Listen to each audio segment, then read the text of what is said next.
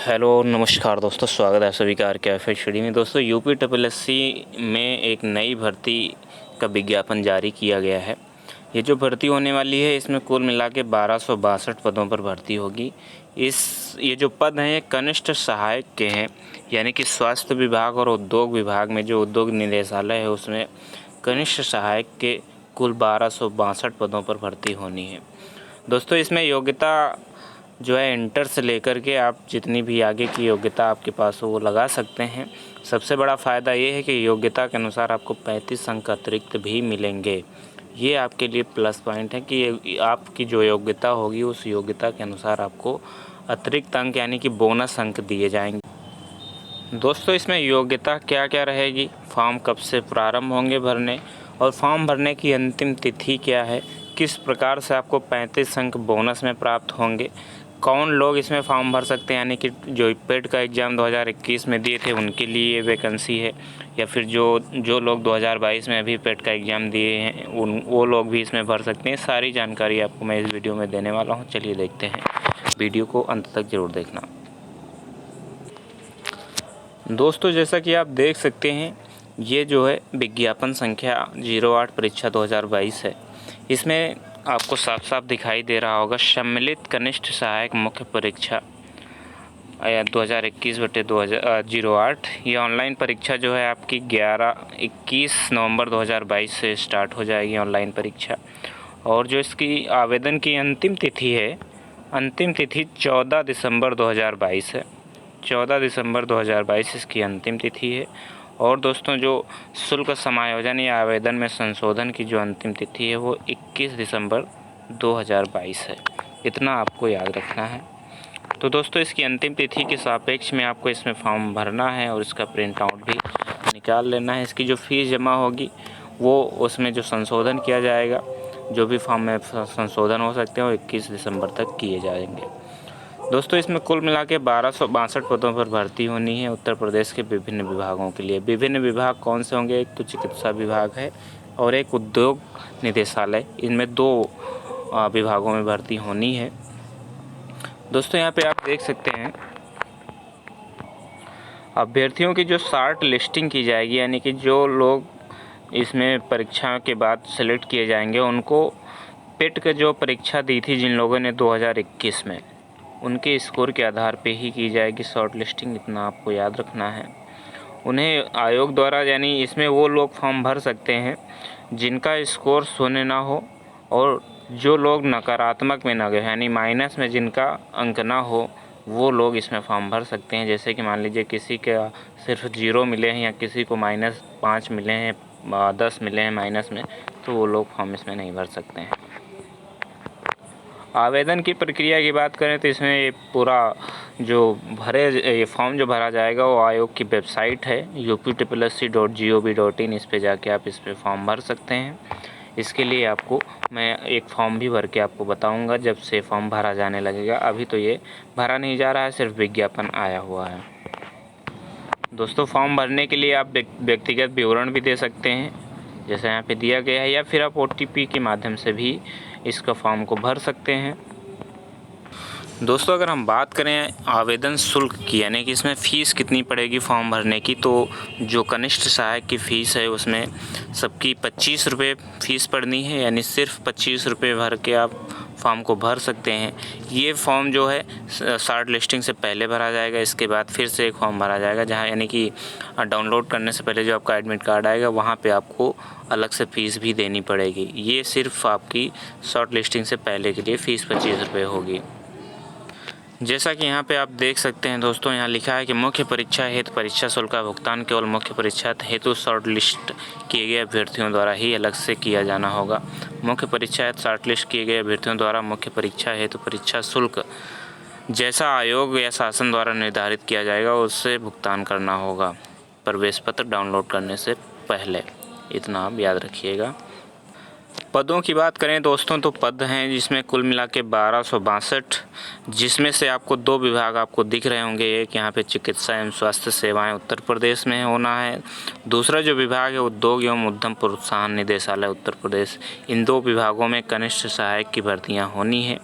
आप देख सकते हैं इसका जो पे बैंड है यानी कि जो सैलरी है वो 5200 से 20,200 तक, ग्रेड पे 2000 है, मैट्रिक लेवल 3 है। ठीक है, इतना याद रखिएगा। एज जो है 18 से 40 दोनों में ली जा रही है। अगर हम वैकेंसी की बात करें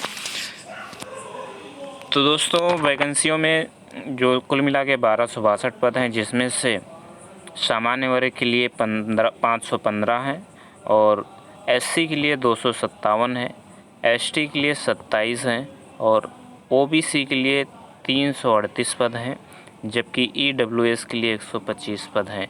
कुल मिला के 1262 पद हैं। दोस्तों ये जो पद हैं इनमें सिर्फ एक फॉर्म ही भरना है, यानी कि दोनों दोनों विभाग हैं इनके लिए अलग अलग से फॉर्म नहीं भरने हैं। एक बार आप फॉर्म भर देंगे वो दोनों के लिए मान्य हो जाएगा। चलिए अब आगे की जानकारी आपको दिखाते हैं। दोस्तों अब क्षैतिज आरक्षण की बात करें तो क्षैतिज आरक्षण इस प्रकार से दिया गया है। स्वतंत्रता संग्राम सेनानी 22 चिकित्सा विभाग में और उद्योग एवं उद्यम प्रोत्साहन निदेशालय में 2 हैं। दृष्टिहीन के लिए पद 15 हैं, कुल मिला के 16 दृष्टिहीनों के लिए हैं और जो बाधिर और श्रवण शक्ति में हास है यानी जिनको सुनने में समस्या उनके लिए 16 पद हैं। ऐसे ही आपको कुल मिला के देखा जाए तो उत्कृष्ट खिलाड़ियों के लिए 34 पद हैं, सैन्य या भूतपूर्व सैनिकों के लिए 62 पद हैं और महिलाओं के लिए 251 पद हैं। ये आप इतना ज़रूर याद रखिएगा। योग्यता की बात करें यानी अर्हताएँ क्या हैं, तो अर्हताओं में आप इंटर की परीक्षा पास किए हों या इसके समकक्ष कोई भी परीक्षा पास किए हों तो आप फॉर्म भर सकते हैं। और इसके अलावा आप हिंदी और अंग्रेजी में 25 शब्द हिंदी में, अंग्रेजी में 30 शब्द प्रति मिनट की टाइपिंग की स्पीड आपकी होनी चाहिए। साथ ही साथ आपके पास CCC का सर्टिफिकेट भी होना ज़रूरी है। अधिमान अर्हताओं में दोस्तों आपके पास यदि 2 वर्ष का प्रादेशिक सेना में कोई सर्टिफिकेट है या फिर NCC का भी प्रमाण पत्र है तब भी आप इसमें फ़ायदा उठा सकते हैं। एज तो आपको मैंने बता ही दी, 18 साल से लेकर 40 साल के बीच में कोई भी इसमें फॉर्म भर सकता है। अगर दोस्तों हम इसके जो सिलेबस है उसकी बात करें तो इसमें सिलेबस में आप 3 भाग में इसकी परीक्षा होनी है। पहले भाग में जो होगा हिंदी, परिज्ञान और लेखन योग्यता यानी हिंदी के क्वेश्चन 60 होंगे जो 30 अंक का होगा। और दूसरा भाग है इसका सामान्य बुद्धि परीक्षण यानी कि रीजनिंग 30 प्रश्न के होंगे, 15 अंक का होगा। और GS 40 अंक प्रश्न होंगे जो 20 अंक का होगा। कुल मिला के जो लिखित परीक्षा होनी है आपकी वो 65 नंबरों के लिए होगी, यानी 65 अंक के लिए परीक्षा होगी। 1 घंटा 30 मिनट का समय यानी कि 90 मिनट का समय आपको इसमें दिया जाएगा। सबसे बड़ी बात है कि जो 35 अंक आपको बोनस टाइप में मिल रहे हैं वो कैसे मिलेंगे। तो जैसे मान लीजिए कोई अभ्यर्थी जिसने फॉर्म भरा है वो इंटरमीडिएट पास किए हुए और 60% या इससे ज़्यादा अंक उसको पेट में मिले हैं तो उसको 20 अंक जो है प्रदान किए जाएंगे बोनस में। और अगर मान लीजिए इंटर ही पास है और उसको 45% किंतु 60% से कम अंक मिले हैं तो 15 अंक बोनस में मिलेंगे।